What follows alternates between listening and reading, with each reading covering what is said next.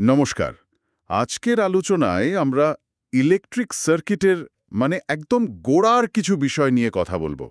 বিশেষ করে ওমের সূত্র আর তার সাথে ভোল্টেজ, কারেন্ট, রেজিস্ট্যান্স এই ব্যাপারগুলো। হ্যাঁ, আমরা আলোচনাটা করব চার্লস কে আলেকজান্ডার আর ম্যাথিউ এন ও সাদিকুর লেখা ফান্ডামেন্টালস অফ ইলেকট্রিক সার্কিটস বইটার ওপর ভিত্তি করে। আমাদের লক্ষ্যটা তাহলে পরিষ্কার। ভোল্টেজ, কারেন্ট, রেজিস্ট্যান্স এদের মধ্যে সম্পর্কটা বোঝা আর পাওয়ারের ধারণাটাও সহজ করে নেওয়া। ঠিক, এই বেসিকটা ক্লিয়ার থাকলে দেখবেন পরের দিকে জটিল সার্কিটগুলো বুঝতে অনেক সুবিধা হবে। আচ্ছা, তাহলে শুরু করি কারেন্ট দিয়ে। কারেন্ট জিনিসটা কি? সোজা কথায় বললে পরিবাহীর মধ্যে দিয়ে চার্জের ফ্লো। একদম তাই, অনেকটা ধরুন পাইপের মধ্যে দিয়ে জল যাওয়ার মতো। তবে এর দিক নিয়ে একটা মজার ব্যাপার আছে। ও, সেটা কি রকম? আমরা কারেন্টের দিক ধরি, পজিটিভ চার্জ যেদিকে যায় সেই দিকে। এটা আসলে বেঞ্জামিন ফ্র্যাঙ্কলিনের ঠিক করা একটা রীতি। আচ্ছা। কিন্তু মেটালিক কন্ডাক্টরে চলে তো আসলে নেগেটিভ চার্জওয়ালা ইলেকট্রন। তাই কারেন্টের যে দিকটা আমরা দেখাই, ইলেকট্রন ছুটে ঠিক তার উল্টো দিকে। তার মানে বাস্তবে ইলেকট্রন যায় একদিকে আর আমরা খাতায় কলমে দেখাই উল্টোটা। বেশ মজার তো। হ্যাঁ, সার্কিট আঁকার সময় এই কনভেনশনটাই মেনে চলা হয়। বেশ, এবার আসি ভোল্টেজে। ভোল্টেজটা তাহলে কি? ওটাকে কি চার্জ ঠেলার চাপ হিসেবে ভাবা যায়? হ্যাঁ, খুব ভালো উপমা। টেকনিক্যালি বললে ভোল্টেজ হল দুটো পয়েন্টের মধ্যে পোটেনশিয়াল ডিফারেন্স। একক চার্জকে এক পয়েন্ট থেকে অন্য পয়েন্টে নিয়ে যেতে যে এনার্জি লাগে বা কাজ করতে হয়, সেটাই ভোল্টেজ। ওহ, আচ্ছা। একে তো ইএমএফ বা ইলেকট্রোমোটিভ ফোর্সও বলে, তাই না? ঠিক, এই চাপ বা শক্তিটাই চার্জগুলোকে সার্কিটে ঘোরায়। আর ভোল্টেজ তো দুই রকম হয়, ডিসি আর এসি। হ্যাঁ, ঠিক। ব্যাটারি থেকে যেটা পাই সেটা হলো ডিসি বা ডিরেক্ট কারেন্ট ভোল্টেজ। এর মান সময়ের সাথে বদলায় না, স্থির থাকে। আর বাড়ির লাইনে যেটা আসে সেটা হলো এসি বা অল্টারনেটিং কারেন্ট ভোল্টেজ। এটা জেনারেটর থেকে আসে আর এর মান আর দিক দুটোই পর্যায়ক্রমে বদলাতে থাকে। পরিষ্কার হলো। কারেন্ট হলো ফ্লো, ভোল্টেজ হলো ফ্লো করানোর পোষ বা চাপ। তাহলে রেজিস্ট্যান্স, এটা কি সেই ফ্লোতে বাধা? একেবারে ঠিক। রেজিস্ট্যান্স হলো পদার্থের একটা নিজস্ব ধর্ম, যেটা তার মধ্যে দিয়ে কারেন্ট যাওয়ার পথে বাধা সৃষ্টি করে। আর যে জিনিসটা এই বাধাটা দেয় তাকে আমরা বলি রেজিস্টার। এই বাধাটা কিসের ওপর নির্ভর করে? মূলত তিনটে জিনিসের ওপর: পরিবাহীর উপাদানটা কি, তার দৈর্ঘ্য কতটা, আর তার প্রস্থচ্ছেদের ক্ষেত্রফল এ কত, তারটা কতটা মোটা। সূত্রটা হলো R=ρLA। এখানে এই রো অক্ষরটা দিয়ে বোঝানো হয় রেজিস্টিভিটি। এটা হলো পদার্থের নিজস্ব বাধা দেওয়ার ক্ষমতা। রেজিস্টিভিটি এটা কি সব পদার্থের জন্য সমান? না, এখানেই তো মজা। রূপ ও তামা এদের রেজিস্টিভিটি খুবই কম, তাই এরা খুব ভালো কন্ডাক্টর, বিদ্যুৎ পরিবহন করে দারুণভাবে। আচ্ছা। আবার ধরুন কাঁচ, কাগজ, রাবার, এদের রেজিস্টিভিটি ভীষণ বেশি। এরা কারেন্ট প্রায় আটকেই দেয়। এদের বলে ইনসুলেটর। আর সেমিকন্ডাক্টর, সিলিকন, জার্মেনিয়াম? ঠিক, এদের রেজিস্টিভিটি মাঝামাঝি, কন্ডাক্টর আর ইনসুলেটরের মাঝামাঝে। আর এদের এই ধর্মটাকে কন্ট্রোল করে আমরা ট্রানজিস্টর, ডায়োড এইসব বানাই। আজকের ইলেকট্রনিক্সের ভিত্তি হলো এটা। দারুণ ব্যাপার তো। পদার্থের এই গুণের জন্য এত কিছু সম্ভব হচ্ছে।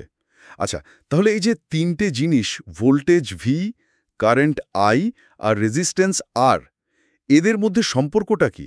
এটা কি ওমের সূত্র? একদম। জর্জ ওম এই সম্পর্কটা খুঁজে বার করেছিলেন। উনি বললেন যে একটা লিনিয়ার রেজিস্টরের দুই প্রান্তের ভোল্টেজ ভি তার মধ্যে দিয়ে যাওয়া কারেন্টের আই এর সাথে সরাসরি সমানুপাতিক। ভোল্টেজ বাড়লে কারেন্ট বাড়বে, ভোল্টেজ কমলে কারেন্ট কমবে, যদি রেজিস্ট্যান্স স্থির থাকে। V=IR? ঠিক তাই, V=IR। ইলেকট্রনিক সার্কিটের একেবারে মূল সূত্র এটা। এটা ছাড়া এগোনোই মুশকিল। বুঝলাম, V=IR, কিন্তু সার্কিটে তো পাওয়ার বা শক্তির কথাও ওঠে। পাওয়ার জিনিসটা ঠিক কি? পাওয়ার হলো বলতে পারেন শক্তি খরচের হার, প্রতি সেকেন্ডে কতটা এনার্জি ট্রান্সফার হচ্ছে বা কাজ হচ্ছে। ইলেকট্রিক্যাল পাওয়ারের ক্ষেত্রে পাওয়ার পি হলো ভোল্টেজ ভি আর কারেন্ট আই এর গুণফল। P=VI? হ্যাঁ, P=VI। এর ইউনিট হলো ওয়াট। তাহলে একটা রেজিস্টরের ক্ষেত্রে পাওয়ার কত হবে মানে ওহমের সূত্র ব্যবহার করে কি বের করা যায়? অবশ্যই যায়। রেজিস্টারের জন্য আমরা জানি V = IR, তাহলে P = VI IR গুণ I, মানে I²R। আচ্ছা, আবার দেখুন I VR লেখা যায় তো? হ্যাঁ, ওহমের সূত্র থেকেই। তাহলে P VI V গুণ VR, মানে V²/R। V²/R। বাহ! তার মানে পাওয়ার হিসেব করার জন্য দুটো ফর্মুলা পেলাম, P I²R আর P V²R। ঠিক, এই দুটো ফর্মুলাই বলে দেয় যে একটা রেজিস্টার প্রতি সেকেন্ডে কতটা ইলেকট্রিক্যাল এনার্জি অন্য শক্তিতে, সাধারণত তাপ শক্তিতে কনভার্ট করছে। এখানে একটা জিনিস খেয়াল করার মতো, V IR সম্পর্কটা তো লিনিয়ার, মানে সরলরৈখিক, কিন্তু পাওয়ারের ফর্মুলাগুলো P I²R বা P V²R, এগুলো তো স্কোয়ার টার্ম আছে, মানে নন লিনিয়ার বা অরৈখিক। খুব ভালো পয়েন্ট ধরেছেন। এটা মনে রাখাটা জরুরি। ভোল্টেজ কারেন্ট সম্পর্ক লিনিয়ার হলেও পাওয়ারের সম্পর্কটা কিন্তু নন লিনিয়ার। আচ্ছা, একটা ছোট্ট উদাহরণ দিলে কেমন হয়? ধরুন একটা 5 কিলো ওম রেজিস্টার আছে। বেশ। তার দুই প্রান্তে যদি একটা ভোল্টেজ দেওয়া হয়, ধরা যাক V = 20 sin πt ভোল্ট। এটা একটা এসি ভোল্টেজ, তাই না? হ্যাঁ, সময়ের সাথে সাথে বদলাচ্ছে, তাহলে কারেন্ট কত হবে? ওমের সূত্র লাগাই, I VR, মানে I 20 sin πt V by 5K ওম।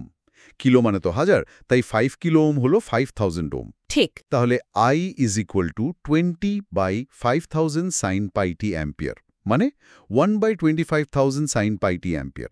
এটাকে মিলি অ্যাম্পিয়ারে বললে 1 অ্যাম্পিয়ার হলো 1000 মিলি অ্যাম্পিয়ার। তাহলে 1000/250 sin πt মিলি অ্যাম্পিয়ার, মানে 4 sin πt মিলি অ্যাম্পিয়ার। আচ্ছা, 4 sin πt মিলিঅ্যাম্প। বেশ। আর পাওয়ার, রেজিস্টারটা কতটা পাওয়ার ডিসিপেট করবে?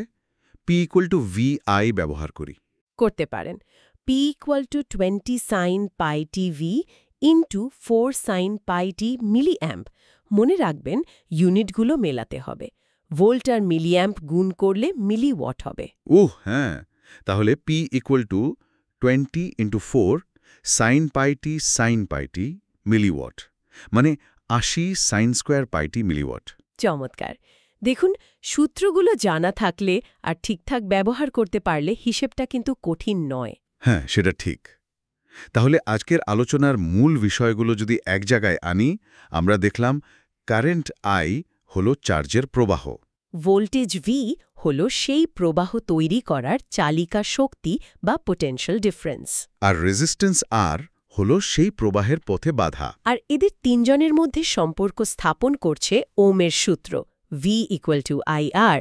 এবং পাওয়ার P হলো শক্তি খরচের হার, যার ফর্মুলা P = VI, আর রেজিস্টারের ক্ষেত্রে P = I²R বা P = V²R। এই আপাতদৃষ্টিতে সহজ সূত্রগুলোই কিন্তু ইলেকট্রনিক সার্কিট বোঝার আর বিশ্লেষণ করার একদম প্রাথমিক ভিত্তি তৈরি করে দেয়। ঠিক। আর এখানেই হয়তো আজকের আলোচনাটা শেষ করতে পারি একটা প্রশ্ন রেখে। হ্যাঁ, বলুন।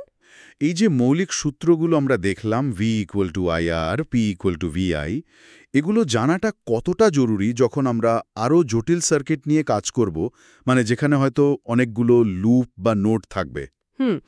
খুব প্রাসঙ্গিক প্রশ্ন।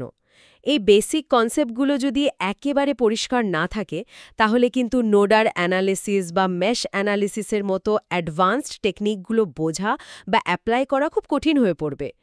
ভিত্তিটা শক্ত হওয়াটা ভীষণ জরুরি। মানে এই সাধারণ সূত্রগুলোই কি সেই জটিল বিশ্লেষণের দরজা খুলে দেয়? একদম।